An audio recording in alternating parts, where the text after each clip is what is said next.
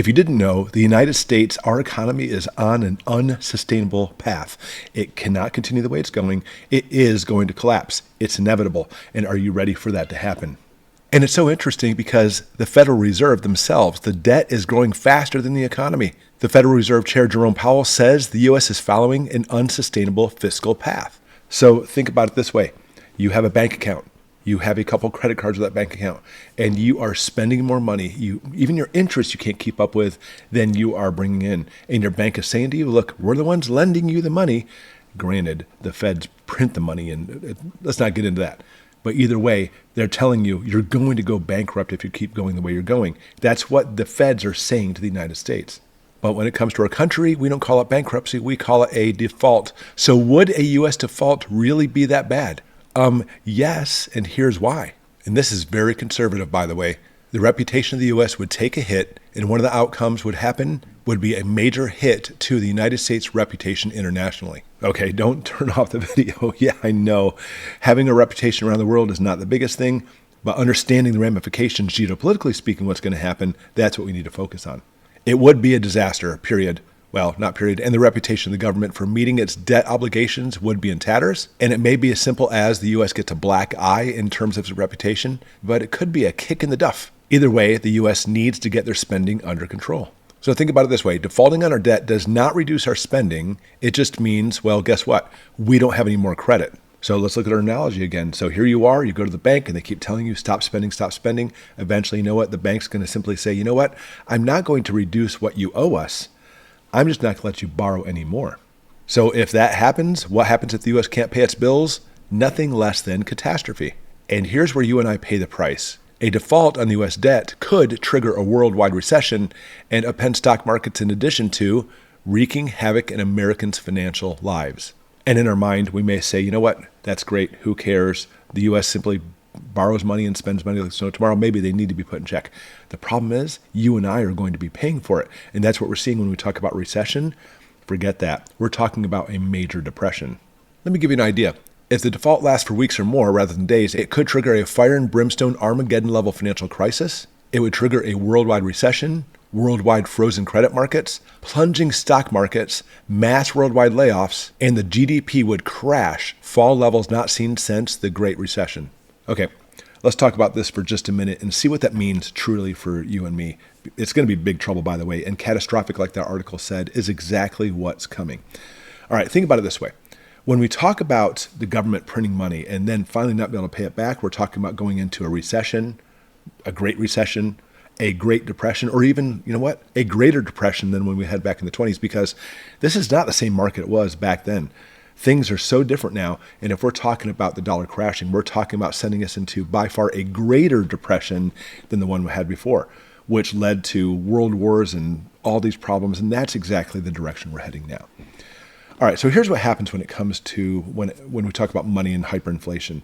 So the government's been printing money, they're going to default, etc. And right now, let's go ahead and pretend just for a moment that a loaf of bread is $1. You know, it's more than that now, isn't it? I think like just a few years ago it was $1, but what, maybe $2.50 now? But just nice, easy numbers. Let's say it's worth $1. So what happens in this case? The price of bread goes from $1 to now $1.50. I mean, you may think that's just inflation. And of course, inflation comes to be part of this. And of course, we have shrinkflation too, where, you know what, they may keep it as $1, but it's like less bread in there. But again, so what happens is since your income has not gone up with it, it's going to be more difficult to buy that loaf of bread. I mean, there's so many other catastrophic things that come into play, by the way, even trying to pay back your mortgage and stuff. That's a whole different video. Big trouble. But anyways, now the bread's $1.50. You may get a pay increase over a year. Granted, during that year while you're trying to pay for that bread, it's not going to be so good. So maybe you actually now make $1.10. But as it continues and the default continues, now the bread's $2 and now you're making $1.20 and now it's $3, $4, $5, $6. That's a big problem. And that's just bread. Talk about all the groceries, and I'm not sure if you've seen it, but trying to buy a lot of groceries in the store right now because of the inflation we've seen, it's literally a sticker shock. You get the bill for your groceries and you're like, here, take a kidney instead, because it's so much money. So we have to find a way to be able to still buy and sell things without using the dollar. And we've talked about this many times. There's lots of things you can do to barter. I mean, does somebody want your can of kidney beans? Does somebody want a bar of soap? Perhaps. But if we had some kind of way to exchange money, exchange things without actually having to use green currency, we do. I talk about this all the time because I so believe in this. This is an amazing thing. GoldBacks. If you didn't know what they are, just real quick, GoldBacks are actual 24 karat gold bills.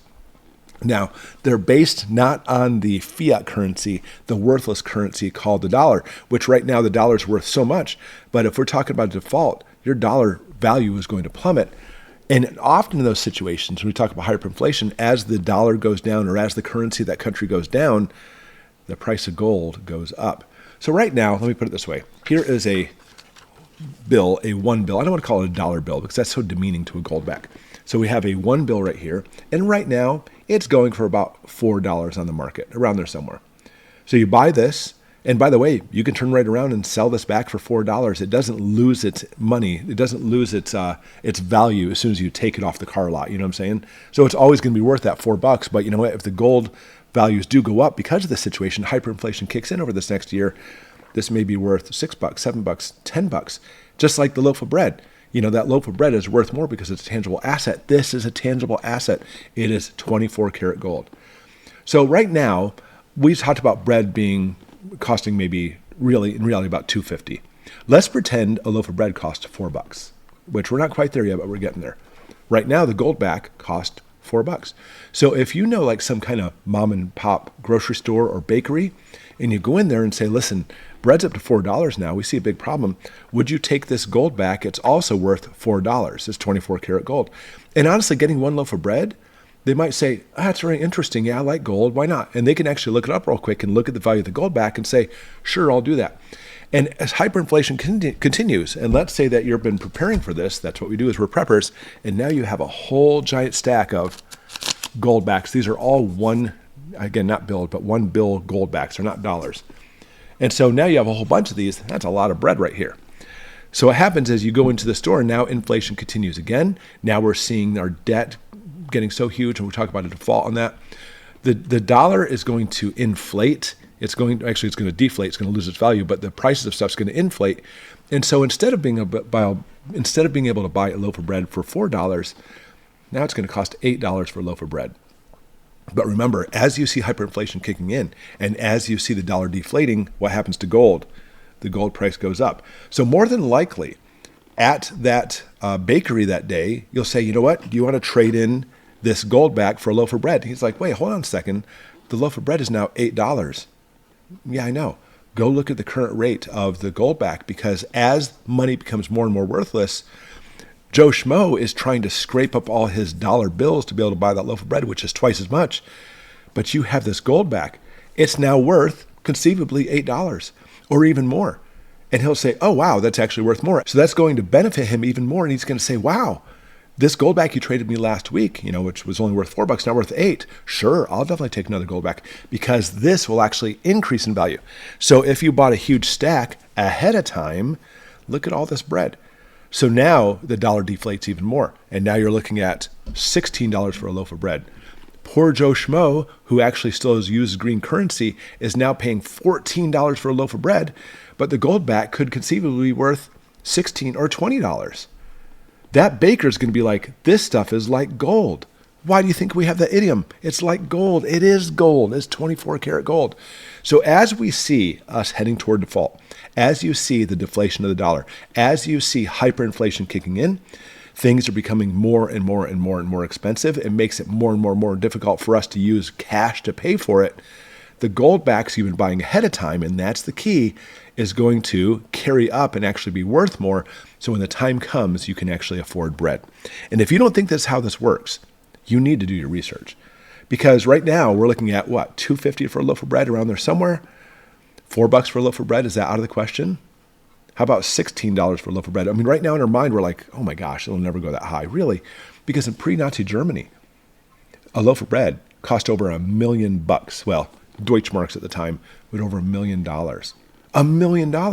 And right now, if you're jumping on this GoldBacks wagon, buying all this stuff ahead of time, there is a very good chance that this, which is basically equal to a loaf of bread, may actually buy that loaf of bread, where good luck to everybody else trying to conjure up $1 million in that garbage fiat currency to pay for that loaf of bread. This is why gold's so important. This is why it's important to have, not even just gold, I'll admit, having a wide variety of things you can barter with. I like silver too. But what I love about GoldBacks, what I love about that, it is denominationable. There's all kinds of different currencies for this, different levels. So here's a 50, and it is 1/20th of a troy ounce of gold. 1/20th. And it is heavy because it is 24 karat gold.